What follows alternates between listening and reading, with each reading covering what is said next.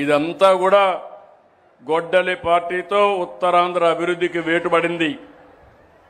అన్నింటినీ సరిచేసి మళ్ళీ బ్రాండ్ ఏపీని నేషనల్ మ్యాప్లో పెట్టే బాధ్యత తీసుకున్నాం.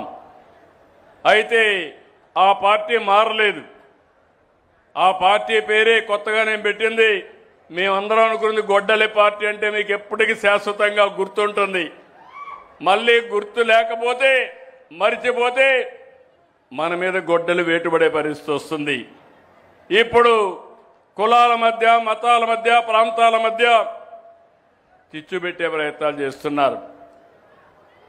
ఇంకో పక్క మీరు చూస్తే ఫేక్ న్యూస్, వాస్తవం ఉండదు, సోషల్ మీడియాలో పెట్టేస్తారు. ఏదో కావాలని ఇతను పలానా సంబంధాలు ఉన్నాయి, క్యారెక్టర్ అసాసినేషన్. తమ్ముళ్ళు ఎవరు లేరుమా, ఎవరు లేరు, కూర్చోండి, మీరు కూర్చోండి.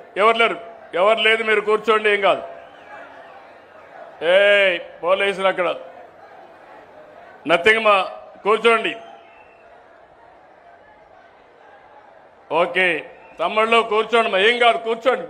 ఈ సైకాలజీ మీరు అర్థం చేసుకోవాలి. ఇదే పని చేస్తారు మీరు. ఉదాహరణకు ఆడేమీ లేదు, ఏదో చిన్న సౌండ్ వచ్చింది, అందరూ లేచేశారు.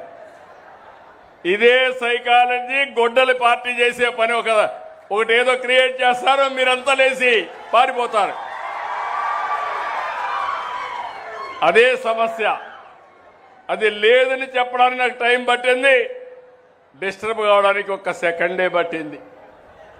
ఇది ఎప్పుడు విధ్వంసానికి అభివృద్ధికి ఉన్న తేడా. ఇటీవల NCRB national crime record bureau ఒక అసెస్మెంట్ చేస్తే దేశంలో ఫేక్ న్యూస్ ప్రచారం చేసే రాష్ట్రాల్లో మనం 2వ స్థానంలో ఉన్నాం. దీనికి కారణం వీళ్ళేనని చెప్పి కూడా నేను మీకు తెలియజేస్తున్నా. పంపకాల్లో తేడా, అది కూడా అక్రమంగా సంపాదించిన సంపాదన. అక్కడి నుంచి మేము చంపేశాను బురదేస్తే మొత్తం వెరిఫై చేస్తే వీళ్లే చంపేసే పరిస్థితికి వచ్చారు.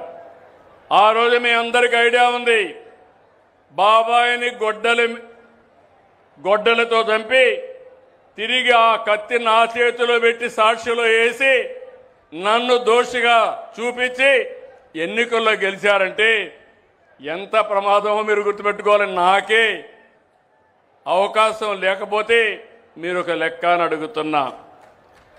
అదే సమయంలో ఎప్పటికీ అప్రమత్తంగా ఉండమని కొత్త నాటకాలతో కూడా వస్తారు. మళ్ళీ నేను మారిపోయా, తప్పు జరిగిపోయింది, మళ్ళా క్షమించండి, ఇంకోసారి మళ్ళీ మిమ్మల్ని అందరినీ గొడ్డలి కాకపోతే ఈసారి గొడ్డలి ప్లస్ తీసుకొచ్చి మిమ్మల్ని ఫినిష్ చేస్తారని చెప్పేవి ప్రమాదం ఉంటుంది.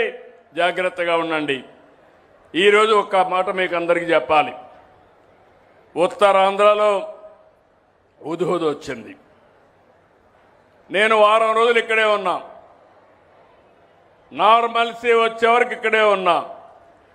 ఆ రోజు నేను ఒక మాట దీపావళి సమయంలో చెప్పాను, ఎవరు టపాకాయలు కాల్చొద్దని చెప్తే ఒక్క వ్యక్తి కూడా టపాకాయలు కాల్చకుండా దీపావళి సెలబ్రేట్ చేశారంటే ఉత్తరాంధ్ర పైన నాకుండే నమ్మకం అని చెప్పి నేను మీకు తెలియజేస్తున్నా. ఇది మీ నిబద్ధత. ఇప్పుడే కాదు, సమైక్య ఆంధ్రప్రదేశ్లో కూడా చూశాను నేను. ఏపీ ఎలక్ట్రిసిటీ బోర్డు ఉంది, నీతి నిజాయితీగా ఎక్కడ అవినీతి లేకుండా ఎప్పటికప్పుడు డబ్బులు పే చేసినటువంటి డిస్కాం విశాఖపట్నం అని చెప్పి కూడా నేను మీకు తెలియజేస్తున్నా. ఈరోజు మనందరం ఒక విషయం గుర్తుపెట్టుకోవాలి, మనం ఎన్ని బాగా చేసినా కొన్ని బయట నుంచి వచ్చి మన మీద పడతాయి. ఈరోజు అలాంటిదే జరిగింది. ఇరాన్లో యుద్ధం, భారతదేశంలో గ్యాస్ లేదు. ఇరాన్లో యుద్ధం, ఆయిల్ ప్రైసెస్ పెరిగిపోయినాయి. ఇరాన్లో యుద్ధం జరిగితే ఇక్కడ మనం పండించే అక్వా ప్రాన్ను కొనేవాళ్ళు లేకుండా పోయే పరిస్థితి, రేట్లు తగ్గిపోయే పరిస్థితి. ఈ విధంగా మొత్తం సమస్యలు వచ్చాయి. ఇలాంటి సమస్యలు వచ్చినప్పుడు ప్రధానమంత్రి గారు ఒక పిలిపించారు, ఆ పిలుపును మనందరం పాటించాల్సిన అవసరం ఉంది. ఈ ప్రభావం మనపైన కూడా ఉంటుంది.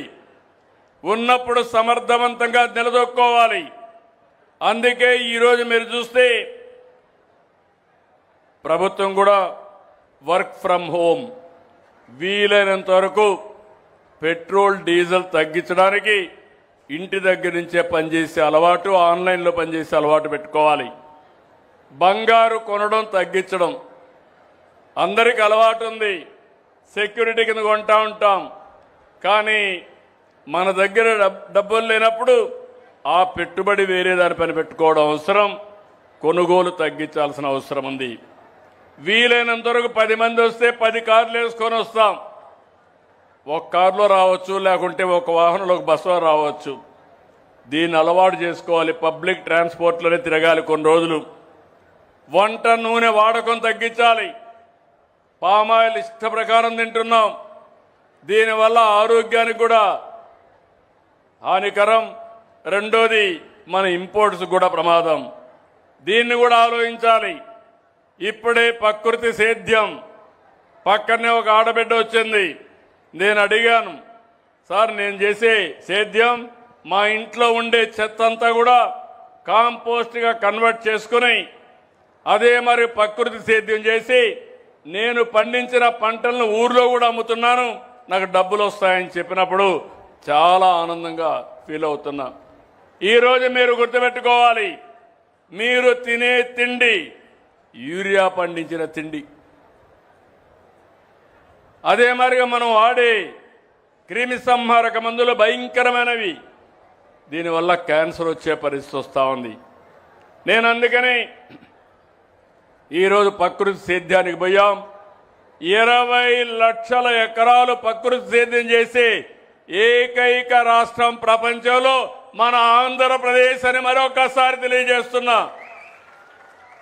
ఇది 40 లక్షలు చేద్దాం, 50 లక్షలు చేద్దాం. అవసరమైతే జీవామృతం కూడా టెక్నాలజీ ద్వారా వాడే పరిస్థితి వచ్చింది. ఇంకో పక్క నానో టెక్నాలజీతో ఎరువులేసే పరిస్థితి వచ్చింది.